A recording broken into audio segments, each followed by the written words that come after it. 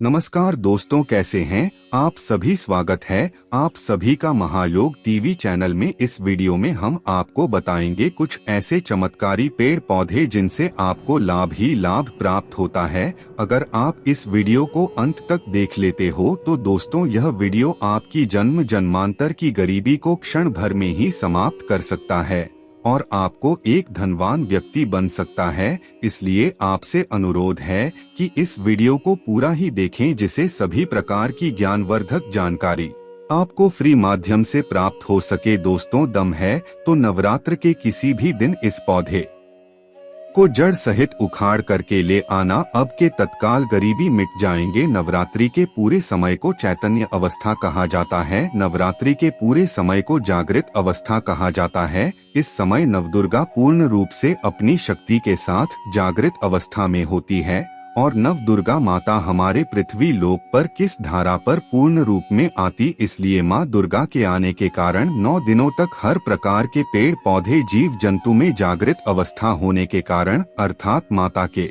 आने के कारण यह सब जागृत अवस्था में हो जाती, चैतन्य हो जाती है और यह अपना प्रभाव जितने भी पेड़ पौधे हैं, जड़ी बूटी हैं, यह तत्काल दिखाते हैं। पेड़ पौधे में ऊर्जा होती है, इसलिए पेड़ पौधे हमारे लिए परम पूजनीय हैं। हमारे हिंदू धर्म में हम पेड़ पौधे की पूजा करते हैं। जैसे कि आपने देखा होगा, जो माता बहनें होती है वट सावित्री की व्रत रखते हैं और पीपल की पूजा करते हैं, बरगद की पूजा करते हैं। अब बरगद की पूजा क्यों करते हैं? क्योंकि हमारे पुराणों में पेड़ पौधे को अध्यात्म की देवता कहते हैं और ऐसा माना जाता है कि पेड़ पौधा में प्रत्येक देवी देवता का वास होता है एवं हम पर उनकी विशेष रूप से ही कृपा होती है। दोस्तों, इसलिए आपको हम बता दें कि जितने भी पेड़ पौधे होते हैं उसमें कोई ना कोई देवी देवता अवश्य ही वास करता है।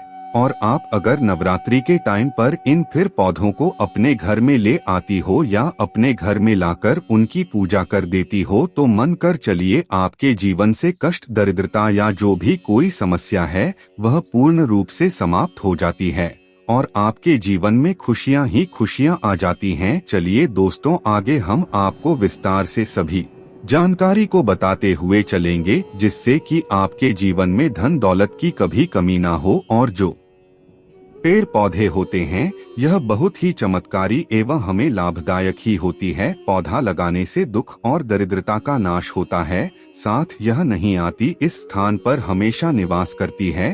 तो आइए जानते हैं कि कौन कौन से हैं जो हमारे जीवन में इतना बड़ा बदलाव ला सके। पेड़ पौधे भी है और इन 9 दिनों में इनमें से कुछ पौधों को घर में या घर की सीमा में अवश्य ही लगाना चाहिए। नवरात्रि के 9 दिनों में इन पौधों को लगाने से माँ दुर्गा अत्यंत पसंद होती है। दोस्तों, नवरात्रि के समय चैतन्य अवस्था में रहने वाले इन पेड़ पौधों को प्राचीन हिंदू धर्म शास्त्रों में अत्यंत ही शुभ बताया गया है और नवरात्रि में इन पौधों को लगाने से इनका शुभ प्रभाव कई हजार गुना तक बढ़ जाता है। नवरात्रि में माँ दुर्गा के भक्त 9 दिनों तक रात्रि को शक्ति का पार्वती माना जाता है। ऐसे में इस बात के प्रबल संकेत मिल रहे हैं कि इस वर्ष शुक्ला समृद्धि में अत्यंत वृद्धि भी होने वाली है और साथ ही यह कौन नहीं चाहता कि माता रानी हमारे घर में पधारे और हमको आशीर्वाद दे। इसलिए माता रानी से आशीर्वाद प्राप्त करने के लिए चित्र नवरात्रि के 9 दिनों में यह हरे भरे पौधे अपने घर में अवश्य लगे, क्योंकि मन को यह पौधे अत्यंत प्रिय है।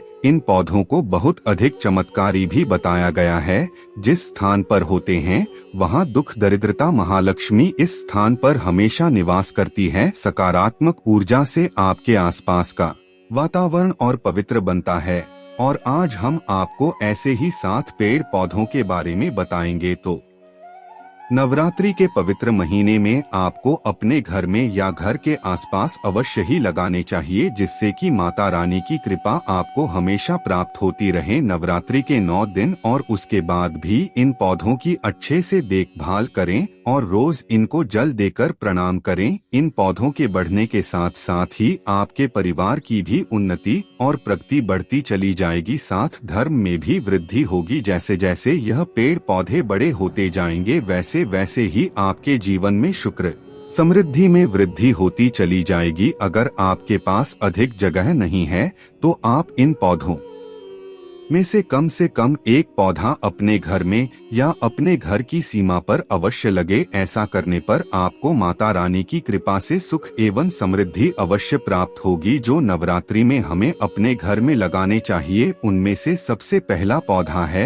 हरी सिंगर का पौधा, यानी कि पैजात का पौधा। दोस्तों, शिव महापुराण की कथा कहती है कि इस पौधे की उत्पत्ति समुद्र मंथन के दौरान हुई थी। माँ दुर्गा को पारिजात के फूल अत्यंत प्रिय है। भगवान शिव को प्रसन्न करने के लिए पारिजात का पौधा स्वर्ग लोक से स्वयं धरती पर आया था, इसलिए माँ दुर्गा को पारिजात के फूल अत्यंत प्रिय है। आप भी नवरात्रि में पारिजात के पौधे को अपने घर में अवश्य लगे, जिससे माता रानी प्रसन्न होकर आपके घर पधार करें, आपके आशीर्वाद प्रदान करें। दूसरा है लाल गुलाब का पौधा। दोस्तों, लाल गुलाब का पौधा माता दुर्गा को अत्यंत प्रिय है। माँ दुर्गा को लाल गुलाब का फूल रोज अर्पित करने से माँ हमारे सभी मानों का महत्व करती है। लाल गुलाब का फूल माँ दुर्गा के क्रोध को शांत करता है।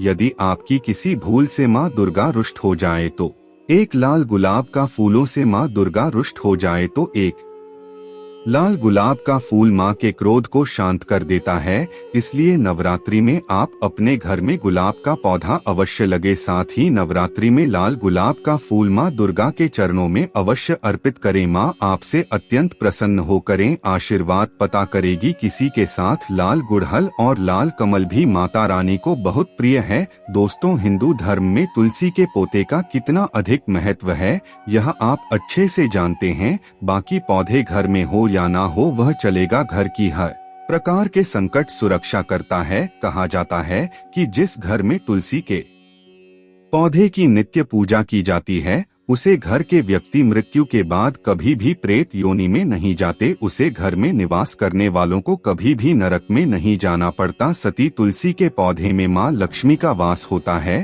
तथा जिस घर में तुलसी के पौधे की अच्छे से देखभाल की जाती है, वहाँ कभी डर की कमी नहीं होती। इसलिए नवरात्रि में तुलसी का पौधा अवश्य लगे। यह पौधा घर को शुद्ध व पवित्र बनता है, नकारात्मक ऊर्जा को दूर करता है, जिसे माता रानी प्रसन्न होकर के आप धर्म प्रवेश करेगी और आप सभी को आशीर्वाद प्रदान करेगी। दोस्तों, चौथ तो है वह है नींबू का पौधा। नींबू माँ दुर्गा को अत्यंत प्रिय है। माँ दुर्गा को नींबू अर्पित करने से मन अत्यंत प्रसन्न होती है। नींबू हमारी पूरी और नकारात्मक शक्तियों सुरक्षा करता है। इसलिए नींबू का पौधा घर के मुख्य द्वार पर बाहर की तरफ अवश्य ही लगाना चाहिए। आप नवरात्रि में नींबू का पौधा अवश्य लगे। आपको माता रानी की कृपा आवश्यक होगी और आपका घर और घर के सदस्य नकारात्मक ऊर्जा से बचे रहेंगे। नंबर 5 पर है शमी का पौधा।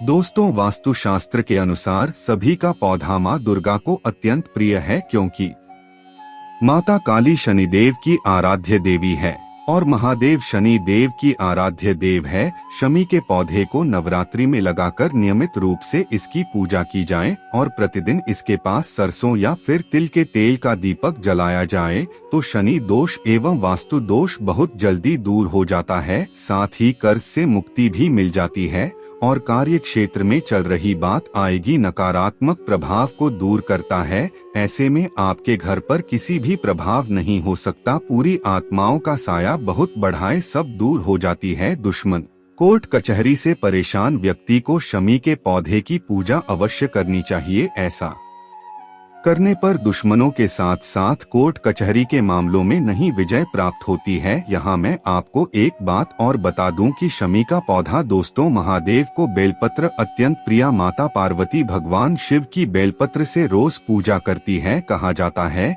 कि बेलपत्र उत्पत्ति माँ पार्वती के आंसुओं से हुई है। इसलिए यह भी कहा जाता है कि जहाँ पर बेलपत्र का वर्ष होता है, वहाँ पार्वती और शिव अदृश्य रूप में निवास करते हैं और वह स्थान काशी तीर्थ के जितना पवित्र माना जाता है। इसलिए नवरात्रि में बेलपत्र का पौधा अपने आंगन में अवश्य यह लगे। माँ की कृपा आपको अवश्य प्राप्त होगी। जैसे जैसे यह पेड़ पौधे बड़े होते जाएंगे, वैसे वैसे आपके जीवन में धन और ईश्वर की वृद्धि होती चली जाएगी। दोस्तों, अब अंत में 7 नंबर पर है केले का पेड़। दोस्तों, केले के पेड़ में विष्णु भगवान का वास होता है तथा केले का पेड़ जिस घर में होता है, उसे घर में कभी अकाल मृत्यु नहीं होती। यदि आप नवरात्रि में अकेले का पेड़ अपने घर के सामने लगते हैं तो मन आपसे बहुत प्रसन्न होती है। माँ दुर्गा को केले के पेट में प्रसाद चढ़ाना चाहिए, जिससे मन संतुष्ट होती है और मनुष्य को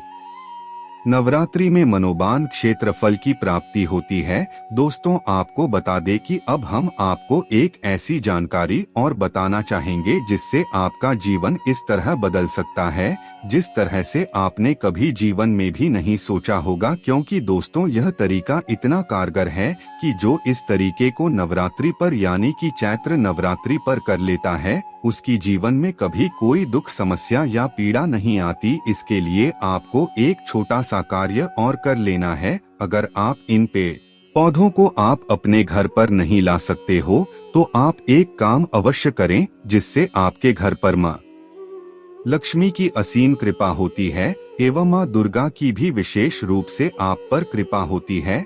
अगर आपके पेड़ पौधों को अपने घर नहीं लेकर आ पाए, जैसे कि पीपल का पेड़ हो गया, इस पर आप इसे अपने घर पर तो अवश्य ही ज्यादातर नहीं लगा सकती। अगर आपका बड़ा आंगन है तो आप अवश्य लगा सकते हैं, पर अगर आपका घर ही छोटा है तो इस पेड़ को आप नहीं लगा सकते। तो ऐसे में आप चुप नवरात्रि की दिन होती है यानी कि जो चैत्र नवरात्रि के दिन होती है, इसी टाइम पर आपको 3 दिन लगातार जो पीपल का वृक्ष होता है उसे पर आपको 1 लोटा गंगाजल सुबह के 6 आपको चढ़ा देना। ऐसा माना जाता है कि जो चैत्र नवरात्रि में ऐसा करता है उसे मनोवांछित फल की प्राप्ति होती है एवं उसे धन दौलत की कभी कोई कमी नहीं होती। दोस्तों, आपको बता दो, जो जानकारी हम बता रहे हैं बाय प्रमाणित जानकारी है, क्योंकि ऐसे उपायों को जो उपाय हम आपको बता रहे हैं ऐसे उपाय हर एक व्यक्ति ने किए हैं और उनसे उन्हें लाभ ही लाभ हुआ है।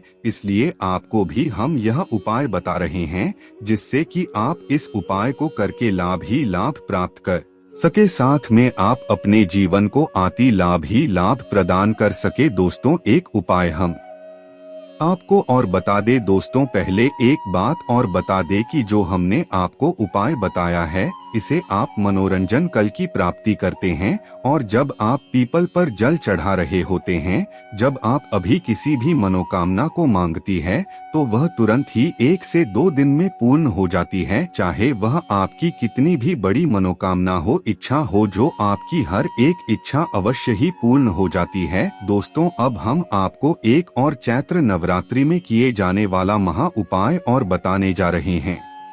वह तुलसी से रिलेटेड है। अगर आपके घर में तुलसी का पौधा है तो आप एक काम जरूर करें, आप 3 दिन तक लगातार तुलसी का एक पत्ता तोड़े और जय श्री कृष्ण का नाम लेकर ही तोड़े, क्योंकि ऐसा माना जाता है कि किसी भी वृक्ष का हमें पत्ता तोड़ने से पहले या डाली टूटने से पहले जय श्री कृष्ण का जाप अवश्य ही करना चाहिए। क्योंकि अगर हम ऐसा नहीं करते हैं तो हमें पाप लगता है, क्योंकि हर एक पेड़ पौधे में भगवान किसी न किसी रूप में अवश्य ही पास करते हैं। इसलिए हमें जय श्री कृष्ण का जाप करके ही पेड़ टहनी को तोड़ना चाहिए, क्योंकि इससे हमें फिर कोई पाप नहीं लगता। दोस्तों, आपको बता दे कि जो तुलसी का पत्ता होता है इसमें माँ लक्ष्मी का वास होता है एवं प्रत्येक देवी देवता का वास होता है। इसलिए आपको एक तुलसी का पत्ता अवश्य ही तोड़ लेना है और जय माँ लक्ष्मी का नाम लेकर आपको इस पत्ते को मंदिर में आपका जो घर का मंदिर होता है उसमें रख देना है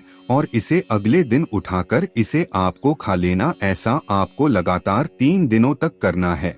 ऐसा माना जाता है कि जो व्यक्ति इस उपाय को करता है उसकी घर में कभी धन दौलत की कोई कमी नहीं होती, साथ में उसके जीवन में हमेशा धन की वृद्धि होती है एवं उसकी प्रत्येक मनोकामना अवश्य ही पूर्ण होती है। इसलिए हर एक व्यक्ति को इन उपायों को अवश्य ही करना चाहिए, जिससे कि उसे लाभ ही लाभ हो एवं माँ लक्ष्मी की कृपा हो एवं भगवान विष्णु की कृपा हो। दोस्तों, वीडियो आपको कैसी लगी कमेंट करके जरूर बताएं। साथ में अब तक आपने महायुद्ध टीवी चैनल को सब्सक्राइब ना किया हो तो जरूर कर ले, क्योंकि इतनी ज्ञानवर्धक जानकारी आपके पूरे YouTube चैनल पर कहीं नहीं मिल सकती। जो जानकारी हम आपको बताती हैं वह जानकारी प्रमाणित होती है। और एक सच्ची जानकारी हम आपको देते हैं, जिससे हर एक व्यक्ति को अभी तक लाभ ही लाभ होता है। आप हमारी वीडियो के कई सारी वीडियो में देख सकती है, हमने ऐसी कई उपाय बताए हैं जिनसे व्यक्तियों को लाभ ही लाभ हुआ है और उनकी मनोवांछित होने फल की प्राप्ति हुई है। इसलिए आप इन उपायों को अवश्य ही करें, जिससे कि आपके जीवन में भी लाभ ही लाभ हो। धन्यवाद दोस्तों, मिलते हैं किसी नई वीडियो में।